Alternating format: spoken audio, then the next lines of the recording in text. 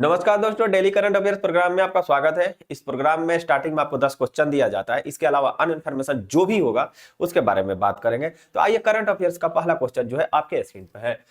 भारत सरकार और नाबार्ड ने किस पहल के तहत सभी क्षेत्रीय ग्रामीण बैंकों के लिए एक आम लोगो लॉन्च किया है? देखिए, ये जो लोगो है एक विशिष्टम नाम नहीं, एक ब्रांड बनाने की कोशिश किया जा रहा है। नाबार्ड और केंद्र सरकार के द्वारा ये समझौता हुआ है। खास करके ये ग्रामीण क्षेत्र के लोगों के बीच ये आम लोगों को प्रचलन किया जा रहा है, यानी कि प्रचार किया जा रहा है, एक ब्रांड बनाने की कोशिश किया जा रहा है। ठीक है, अब जो है इस लोगों की बात करेंगे। इस लोगों में एक तीर का निशान है। इस लोगों में एक तीर का क्या है भाई?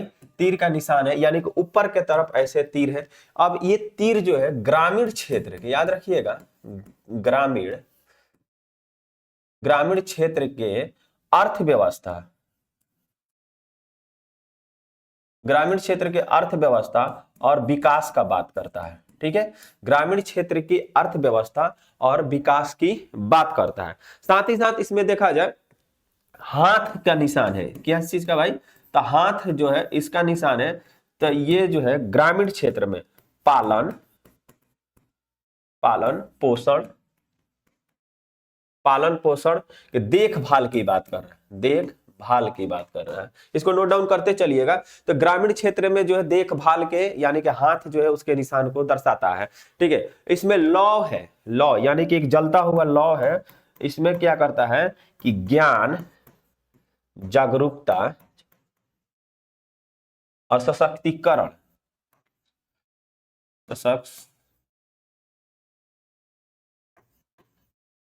सशक्तिकरण, यानी कि ये लॉ में ज्ञान, जागरूकता और सशक्तिकरण की बात कहा गया है। ठीक है, नीला रंग एक इसमें है। नीला रंग याद रखिएगा, नीला रंग जो है ये जो है क्या करता है कि वित्त और विश्वास की बात करता है।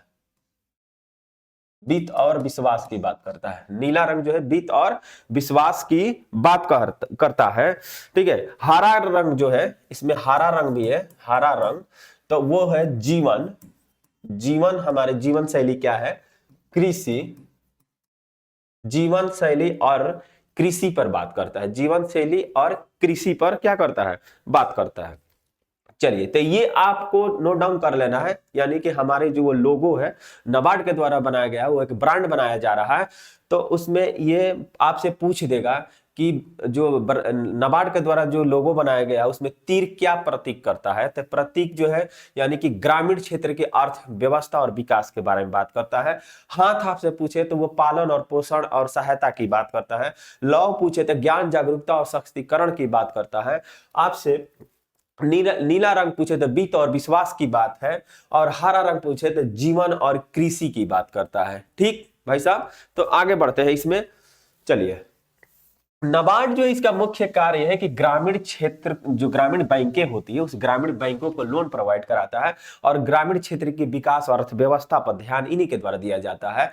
नाबार्ड यानी कि लघु उद्योग, यानी कि छोटे या बड़े लघु उद्योगों के लिए लोन प्रोवाइड कराता है। ये भी आपको याद रखना, बड़े बड़े कृषि यंत्र जो होते हैं उनके लिए भी लोन दिया जाता है, ग्रामीण क्षेत्र और इनके द्वारा भी दिया जाता है। तो नाबार्ड की स्थापना जो आपसे कहीं पूछ दे कि बताइए नाबार्ड की स्थापना कब की जाती है, तो यानी कि 12 जुलाई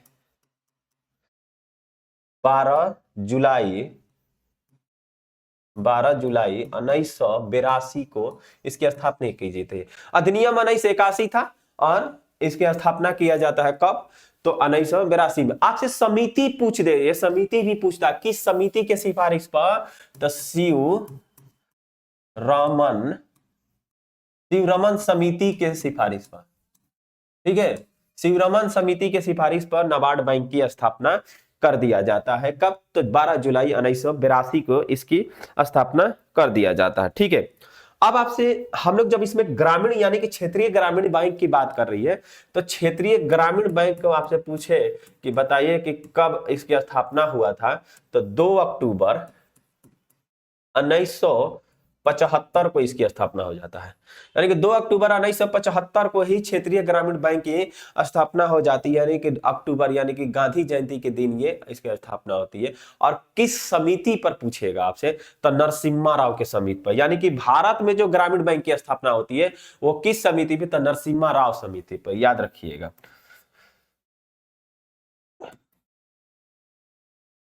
नरसिम्हा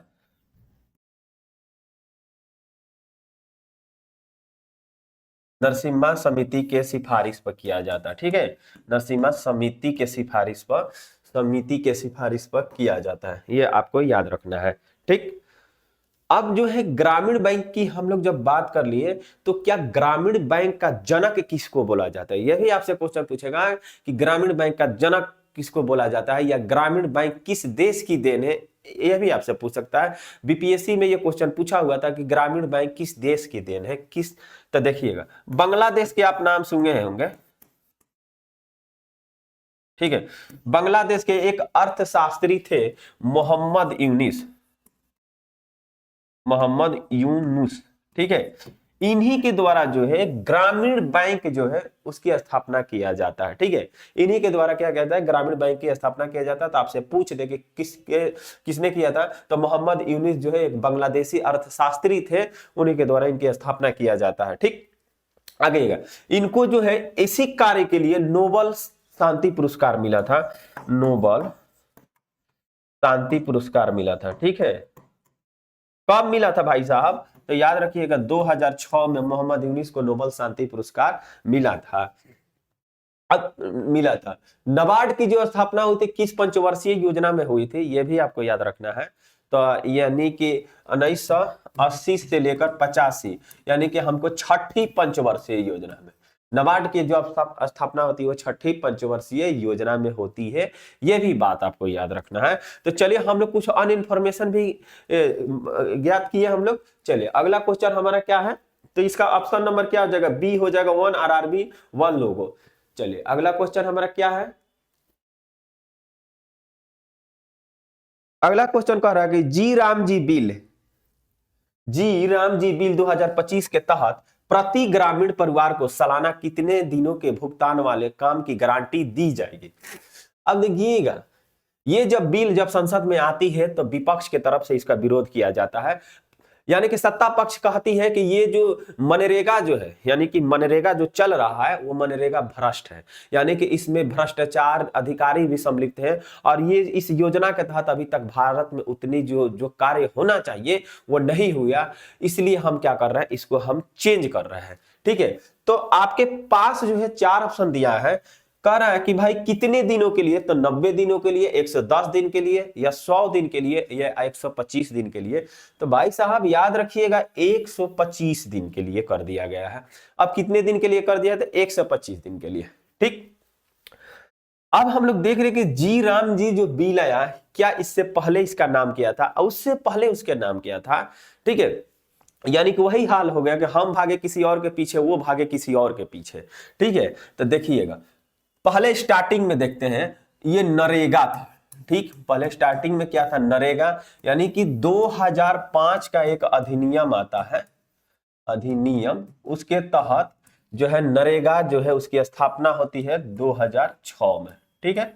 2006 में भाई साहब जब इसकी स्थापना होती है तो 200 जिलों में, कितना भाई, 200 जिलों में क्या होता है कि चरणबद्ध तरीकों से, यानी कि चरणबद्ध तरीके से 200 जिलों में यह योजना को लागू किया जाता है। उसके बाद 2008 में क्या होता है कि भारत के अनेकों राज्यों में इसको लागू कर दिया जाता है। लागू कार्य तो चल ही रहा था, तब तक ले क्या होता है, एक मुसीबत आती है, कहा जाता है कि सुनिए ना, फिर से इसका नाम चेंज कर देते हैं, ठीक है। तो यानी कि 2009 में ये फिर से नाम चेंज हो जाता है, अब इसका नाम हो जाता है मनरेगा, ठीक, मनरेगा, यानी कि महात्मा गांधी गारंटी रोजगार योजना इसकी नाम रख दिया जाता है, यानी कि 2009 में। अब ये कार्य चल रहा है, चलते चलते फिर 2025 आती है। अब 25 में क्या होता है कि मोदी जी के मन में आता है कि नहीं, अब इसका नाम जो है हम लोग चेंज करके क्या करेंगे, जी राम जी कर देते हैं, जी राम जी कर देते हैं। अब भाई चलिए जी राम जी कर देते हैं। अब तो कर तो दिए, लेकिन क्या फायदा क्या है इसमें, आइए थोड़ा सा हम लोग देखते हैं कि फायदा क्या है। पहले जो मनरेगा था, मनरेगा में क्या होता था कि आपको 100 दिन का काम मिलता था। ठीक, मनरेगा में याद रखिएगा, मनरेगा में आपको 100 दिन का काम मिलता था। लेकिन अब जो है जी राम जी में आपको 125 दिन का काम मिलेगा। ठीक, 125 दिन का काम मिलेगा।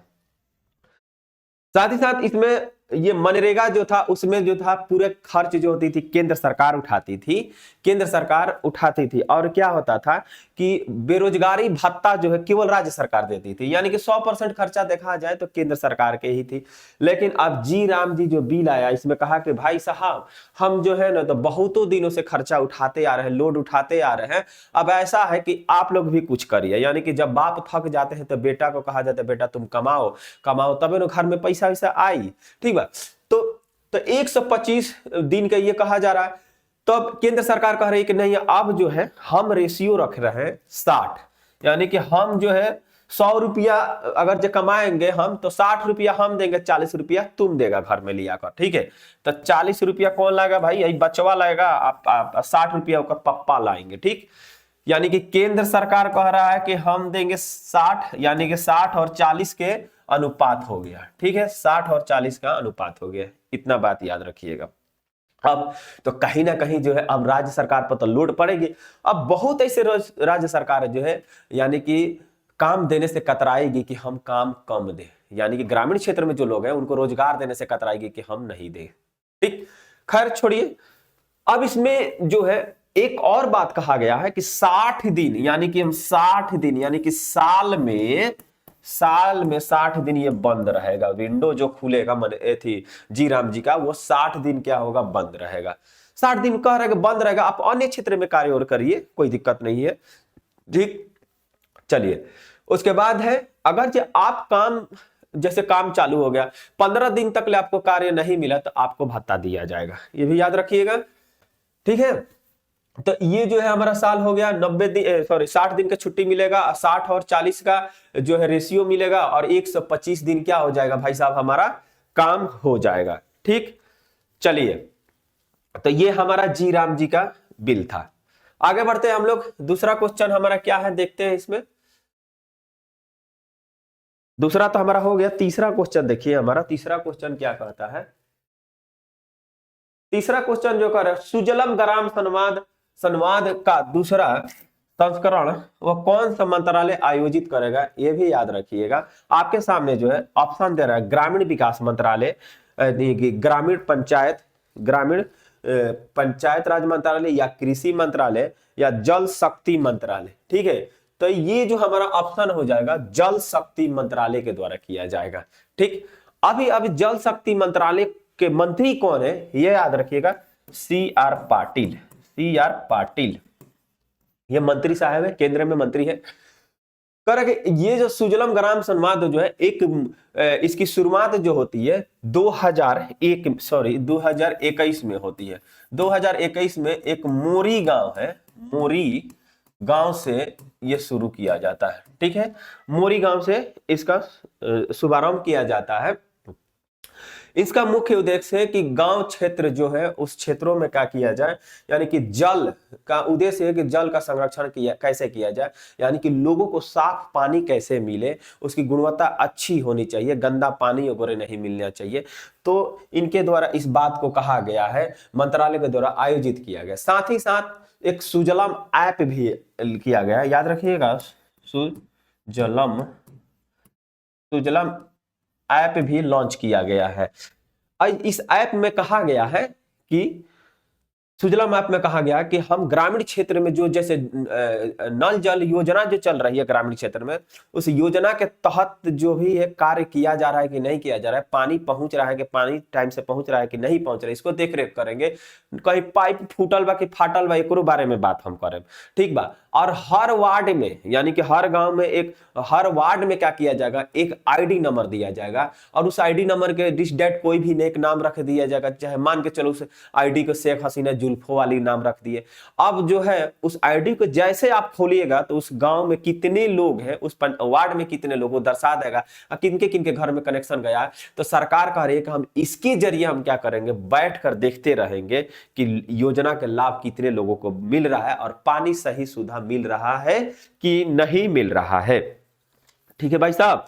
तो चलिए अगला जो है हमारा इसी में देखिएगा, आपसे पूछ देगा 2022 सीआर पाटिल सुजलम भारत शिखर सम्मेलन, यानी कि सुजलम भारत विजन, याद रखिएगा सुजलम भारत विजन शिखर सम्मेलन कहां पर हुआ है, तो नई दिल्ली में हुआ है। आपको ये याद रखना है कि नई दिल्ली में हुआ है, ठीक है, और ये 2025 में हुआ है। तो आपसे ये पूछ दे तो आप याद रखिएगा भाई साहब यहीं पर हुआ है। और इसके माध्यम से क्या हुआ है कि ये तो ग्रामीण क्षेत्र में होने वाला था, लेकिन हुआ क्या कि इसको वीडियो कॉन्फ्रेंसिंग के माध्यम से, किससे भाई, तो वीडियो कॉन्फ्रेंसिंग के माध्यम से क्या किया गया, भारत के 8 राज्यों में और ग्रामीण क्षेत्रों में वीडियो कॉन्फ्रेंसिंग के माध्यम से इसको संबोधन किया गया।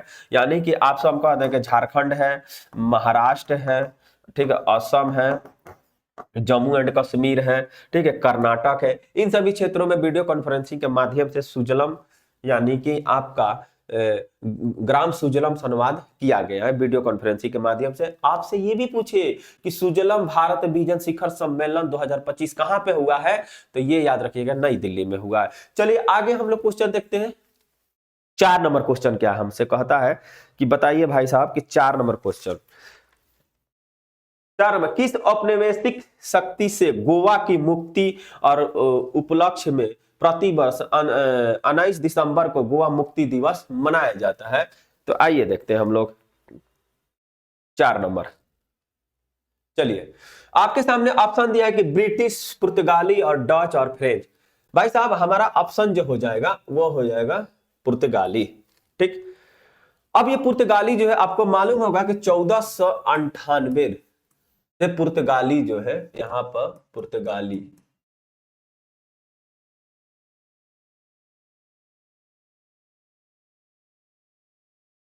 1498 यानी कि पुर्तगालियों का शासन चल रहा था यहां पर।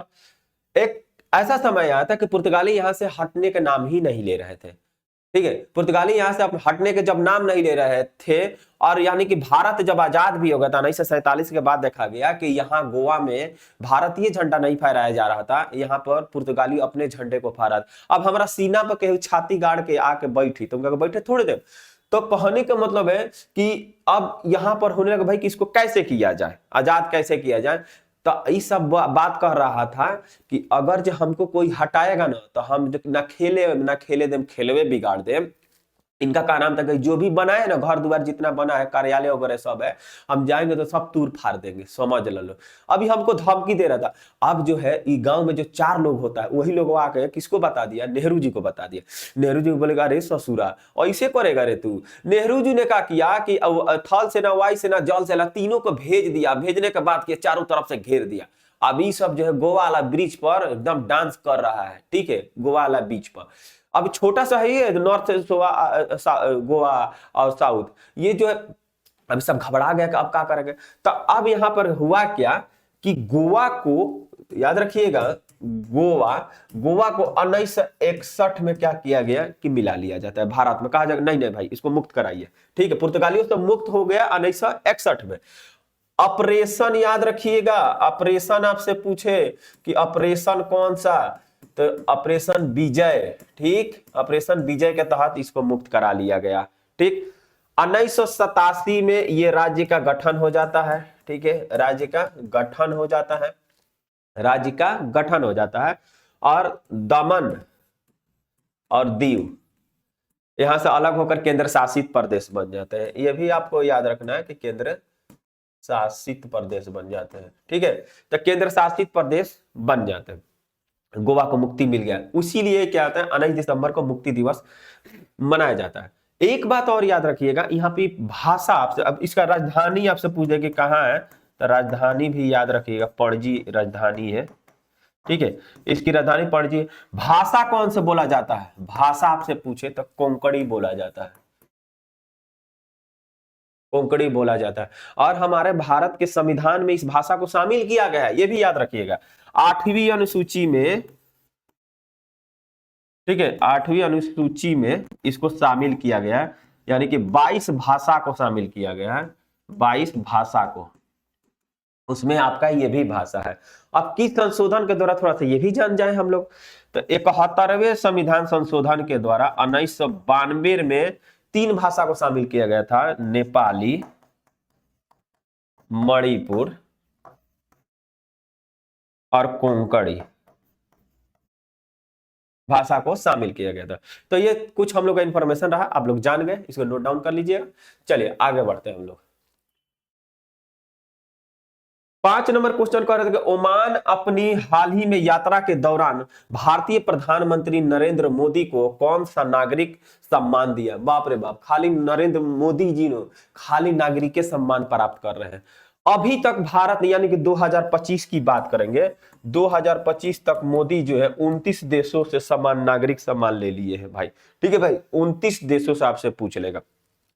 तो अभी कह रहे कि ओमान में गए थे, तो ओमान में से कौन सा लिए है, आपसे दे रहेगा order of Oman first class, order of Sultan और ओमान नेशनल मेडल। यानी कि हमारा जो ऑप्शन नंबर जो हो जाएगा, ए जो हो जाएगा, ये हमारा ऑप्शन हो जाएगा। ठीक है, चलिए आगे हम लोग बढ़ते हैं। अब इनको पूछेगा कि भाई किसने दिया है, तो याद रखिएगा सुल्तान हेथम बिन, देखिएगा हेथम हेथम बिन तारिक,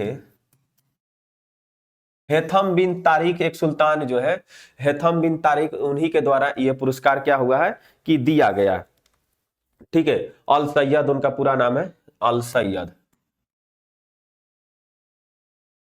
ठीक है, ये पुरस्कार दिया गया अनेकों देश से। अभी इनको पुरस्कार, यानी कि अभी लगभग में देखा जाए तो 30 ऐसे देश है जिनको जिन्हें से ये पुरस्कार पा लिया है, जैसे भूटान, नेपाल, रूस, फ्रांस, ये सभी देशों से क्या है, इनको पुरस्कार मिल चुका है मोदी जी को। और ये पुरस्कार जो order of the Oman first class जो पुरस्कार है, ये ओमान में, ये भारत के से पहले प्रधानमंत्री है जिनको ये पुरस्कार मिला। नेल्सन मंडेला को भी मिल चुका है, ये भी याद रखिए। जापान के सम्राट जो है उनको भी मिल चुका है, एलिजाबेथ द्वितीय को भी मिला है। ठीक है,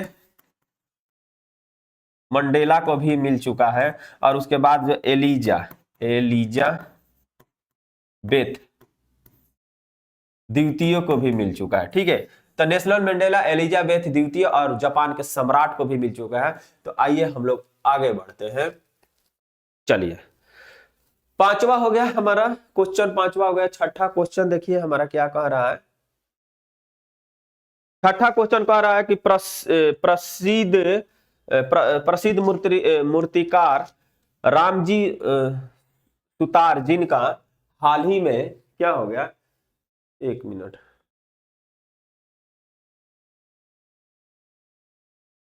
जिनका हाल ही में निधन हो गया, वो किस प्रतिष्ठित मूर्तिकार के लिए, मूर्ति के लिए जाने जाते हैं।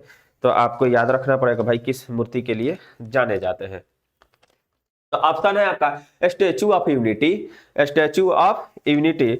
दूसरा ऑप्शन है जो हमारा स्टैचू ऑफ मदरलैंड। ठीक, और तीसरा ऑप्शन जो है हमारा स्टैचू ऑफ इक्वालिटी और स्टैचू ऑफ बिलीफ। यानी कि इस चारों ऑप्शन में से कोई ना कोई एक ऑप्शन होगा। तो स्टैचू ऑफ यूनिटी जो है इन्होंने ही बनाया था। साथ ही साथ ये भी बात याद रखिए, अभी तक महात्मा, सॉरी, कह रहे कि ये इनका जो नाम है, यानी कि रामवंशी सातुर जो है, ये जो है अभी तक देखा जाए कि मैं, अब देश तो छोड़े, विदेश में भी मूर्तियां बना बना कर भेजे हैं, बनाए हैं वहां पर जाकर। यानी कि 400 से ऊपर, यानी कि देखा जाए तो अनेक देशों में महात्मा गांधी की मूर्तियां भी बनाए हैं इन्होंने। ठीक है, छत्रपति शिवाजी, यानी कि शिवाजी महाराज, याद रखिएगा, शिवाजी का भी मूर्ति ये बनवाए हैं। और कहां पर, संसद परिषद में लाए हैं। अभी हमारा जो नया संसद भवन बना है उसमें संसद परिसर में लगा हुआ है, परिसर में लगा हुआ है। ठीक, उसके बाद देखा जाए महात्मा गांधी हो गए, महात्मा गांधी की भी मूर्ति बना है।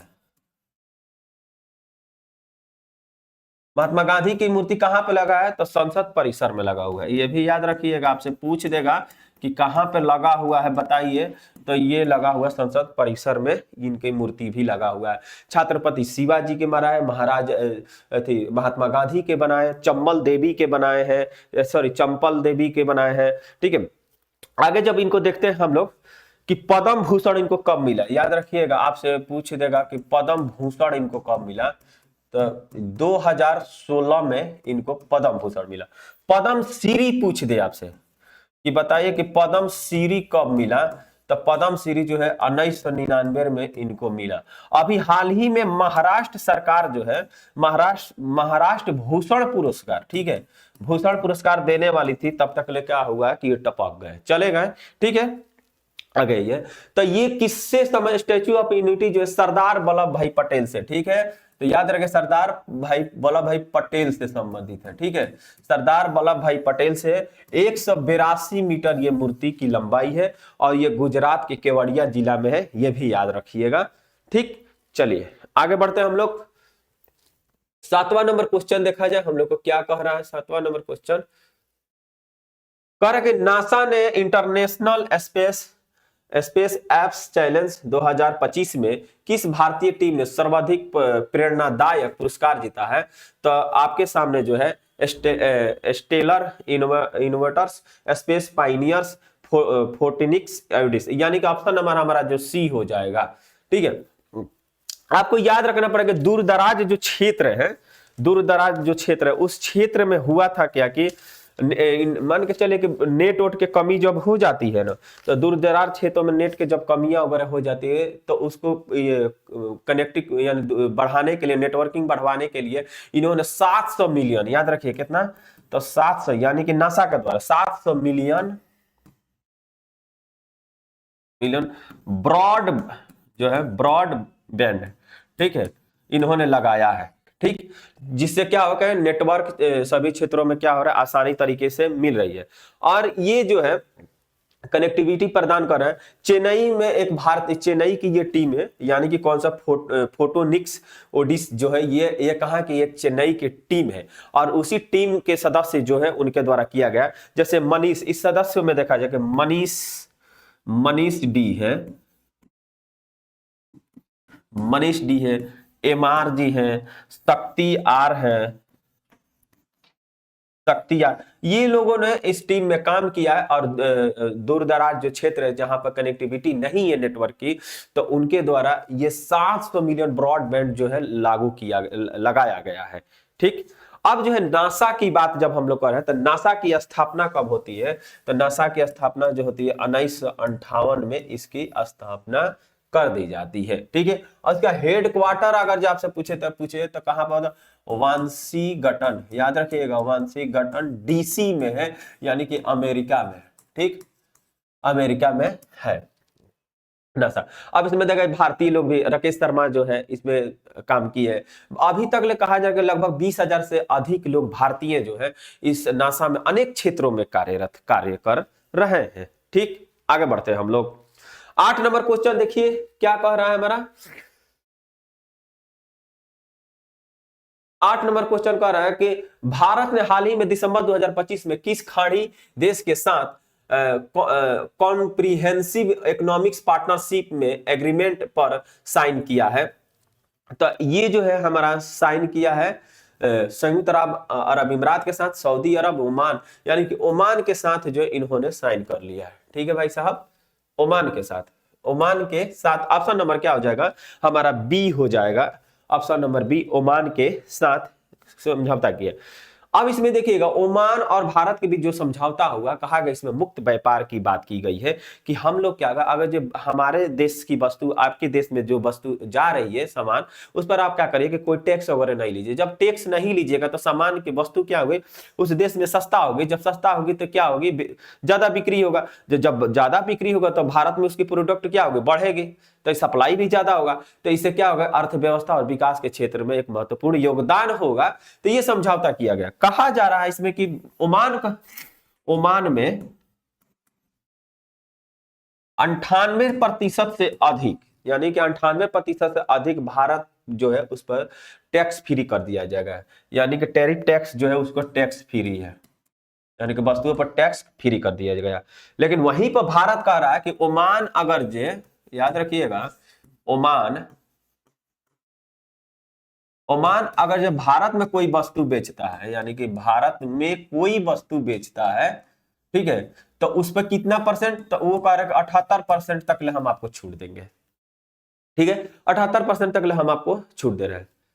भारत जो है वहां पर 100% इन्वेस्ट कर सकता है, 100% तक ले कंपनियां वगैरह कोई भी रोजगार शिल्प MESE के द्वारा मतलब वो रोजगार उत्पन्न कर सकता है, कंपनियां लगा सकती है, यानी कि 100% तक ले इन्वेस्ट कर सकता है। ये ओमान थी भारत की तरफ से ओमान के लिए कहा गया है कि हम इतना कर सकते हैं। अब इसमें देखिएगा 95% से अधिक आयात और निर्यात भारत के लिए क्या होगा, फायदेमंद होगा, और यहाँ पर रोजगार सृजन भी होगी। साथ ही साथ यहाँ ये भी कहा गया कि क्या इस ओमान में, इस समझौते में कहा गया कि कुछ ऐसी वस्तु जो है हम उसको आपको नहीं दे सकते हैं। तो बोला भाई साहब क्यों, देखिए कुछ दे सकते हैं, जैसे ऑटोमोबाइल वगैरह जो है, इंजीनियरिंग सामान है, मेडिकल का सामान है, ये सभी क्या है हम आपको दे ले सकते हैं, ये बात याद रखिएगा। ठीक है, उसके बाद देखिएगा कंपनी भी खोल सकते हैं, लेकिन कह रहा कि हम क्या नहीं देंगे, याद रखिएगा क्या नहीं देंगे, तो कह रहा कि हम जो है ना चांदी देंगे, लेकिन इस पर हम टैक्स फ्री नहीं करेंगे। देने की बात नहीं कर रहा कि हम नहीं देंगे, लेकिन टैक्स फ्री नहीं करेंगे। चांदी, सोना, तंबाकू, तंबाकू, चाय, चांदी, सोना, तंबाकू, चाय, ये सभी चीजों पर इन्होंने कहा कि हम जो है टैक्स फ्री नहीं करेंगे, आप इस पर बात ध्यान रखिएगा। और उसके बाद जो है तंबाकू, जूता और डेयरी, दूध, यानी कि याद रखिएगा जूता, चप्पल और दूध, यानी कि इस सभी को इससे समझौते से बाहर रखा गया है। ठीक है, इस पर टैक्स लगेगा, इतना याद रखिएगा कि भाई हम टैक्स फ्री नहीं करेंगे, इसको हम टैक्स लगाएगा हम ज्यादा देंगे, पैसा महंगा बेचाएगा हमारा। ठीक, तो याद रखिएगा हमारा जो है प्रोफेशनल क्षेत्र जो है उसके लिए भी लाभदायक होगा, सेवा क्षेत्र के लिए भी होगा। तो हमारा जो है ये 8 नंबर क्वेश्चन खत्म हो गया। 9वां नंबर क्वेश्चन देखिए हमारा क्या कह रहा है। करके भारत ने हाल ही में किस देश के साथ एक कस्टम डेटा सेंटर और UN शांति स्थापना में सहयोग बढ़ा के लिए 3 समझौते पर ज्ञापन पर हस्ताक्षर किया है। तो आपके सामने जो है ऑप्शन है क्या क्या, तो ऑप्शन नंबर जो है केन्या, इथोपिया, केन्या, इथोपिया और रवांडा और तंजानिया। तो यानी कि जो है कह रहा है कि समझौता जो किया, कह रहा है कि हम सीमा शुल्क, याद रखिएगा कि सीमा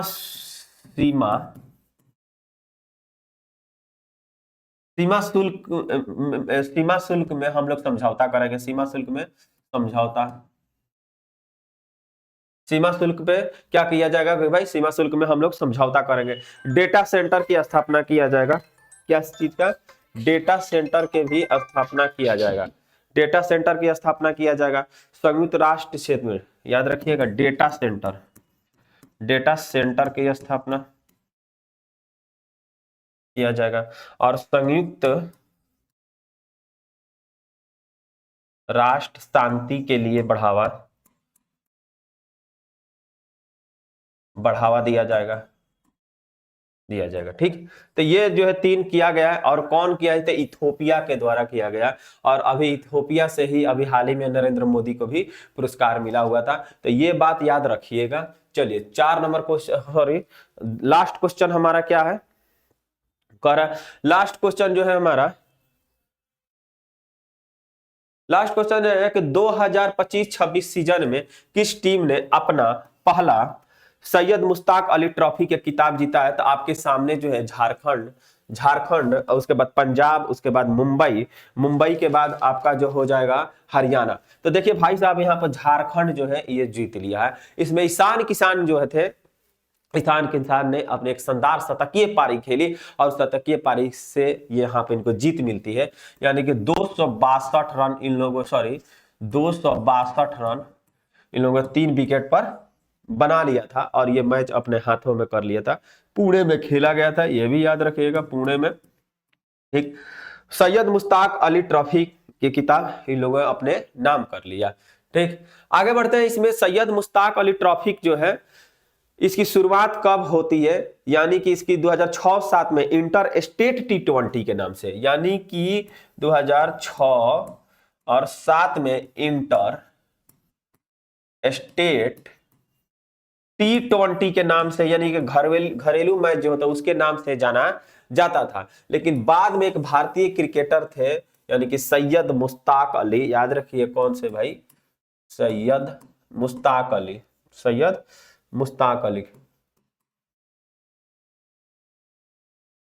इनके नाम से यह ट्रॉफी को क्या कर लिया गया, चालू कर दिया गया। सैयद मुश्ताक अली ट्रॉफी चालू कर दिया कब, तो 2009-10 में, या 2009-10 में यह पुरस्कार जो है, सॉरी ट्रॉफी जो है चालू कर दिया जाता है। बीसीसीआई के द्वारा इसकी देखा जाता है, बीसीसीआई इसकी देख रेख करती है।